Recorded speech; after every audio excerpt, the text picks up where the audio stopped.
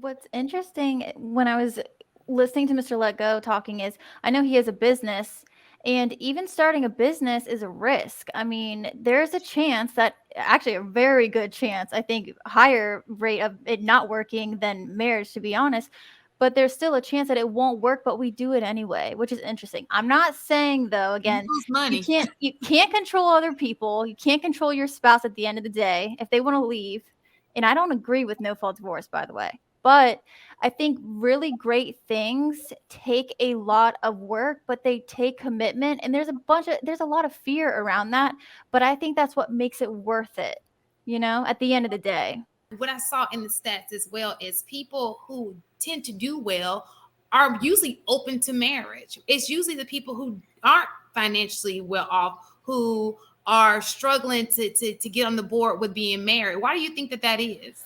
It should. You would think it'd be just the opposite. You would think it would be the opposite. What No, it what makes sense to me that it is the way that it is. Again, going back to what I said in the beginning of understanding the value of marriage. When you understand the value of marriage, you treat it as the covenant that it is. You understand the status that it holds. You understand the importance that it is, not only to the people within that family, but when we talk about community, you can only really build community within marriages.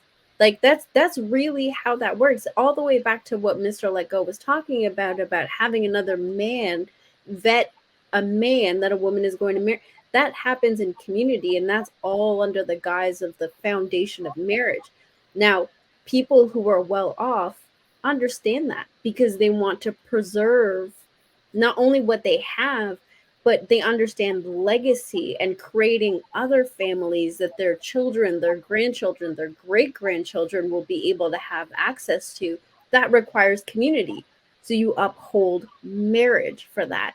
Now, people who don't really care or don't understand legacy or lack the value of what marriage is, well, I could just sleep around. I could just have multiple girlfriends. I could stay with the same woman for 20 years and never get married and sign the document because we look at it as a legality and a contract and not the institution of marriage and what that holds. So to me, it's super obvious that people who are well off want to keep that up, and that people who aren't, it is what it is. What's interesting when I was listening to Mr. Let Go talking is I know he has a business, and even starting a business is a risk. I mean, there's a chance that actually a very good chance, I think higher rate of it not working than marriage, to be honest. But there's still a chance that it won't work, but we do it anyway, which is interesting. I'm not saying though, You again, lose money. you can't control other people. You can't control your spouse at the end of the day if they want to leave. And I don't agree with no fault divorce, by the way. But I think really great things take a lot of work, but they take commitment. And there's a lot of fear around that. But I think that's what makes it worth it, at the end of the day. I like that. That's great. Anybody else wanted to add on to that? Anybody? So I think I it, have. Go ahead. Go ahead, Tam. I just think that it goes back to what we were talking about earlier. Most people, I'm being presumptuous. Most people that don't have a lot of money likely didn't come from two-parent households, likely don't know what a marriage is, what a husband is, what a wife is, and don't want to do it. And the second part of that is those men and women are typically, and boys and girls are typically passed around each other.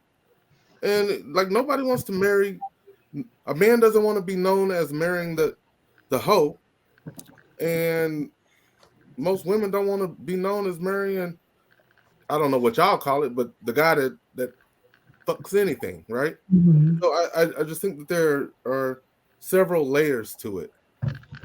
People with resources have resources to things like prenups, postnups, and all the other shit that we've been talking about. I, Just I, my opinion. I Okay. will say this. So I got two friends I'm thinking of specifically. They got over 100 million, right? One of the ones with that's 100 plus million. He's married, extremely happy. The other one, 100 plus million, and honestly, he would trade with me right now. Just knowing, like, man, I can't go too far into it. But it seems that there's a correlation between being wealthy and being able, if you want a family, to be married. Because the other people that are also millionaires that I know, all of them for the most part got married too. Now they got specific type of relationships. Like I say, it's custom made for whatever designer you want to wear, but they pretty happy. I'm not gonna hold you. And the ones that are single, some of them are happy, but if they have kids, most of the time they be miserable. It's just something about having all the money in the world where you can hire a private jet, but you still don't got the opportunity to see your kids at 2 p.m. You gotta wait till the weekend. So I think Mr. Let Go made a statement also about Miss Pearl or somebody's videos or whatever they were saying. I've not seen it, so I can't speak to that. But I do want to say it's dangerous when we throw around random statements. Right, It can be right. dangerous.